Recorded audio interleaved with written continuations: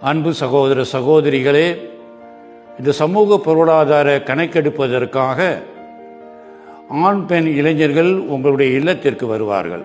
அவர்களை கண்டு பயந்து விடாதீர்கள். அவர்கள் கையிலே ஆண்ட்ராய்டு மொபைல் வைத்திருப்பார்கள்.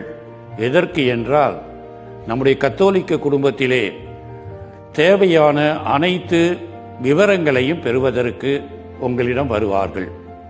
தைரியமாக மனமுவர்ந்து அவர்களோடு இணைந்து உங்களுடைய ஒத்துழைப்பை தாருங்கள். நீங்கள் கொடுக்கின்ற தகவல் அனைத்தும் ரகசியமாக இருக்கும். அந்த ரகசியத்தை நாங்கள் என்றுமே காப்போம் என்பதில் எல்லளவும் சந்தேகம் கிடையாது.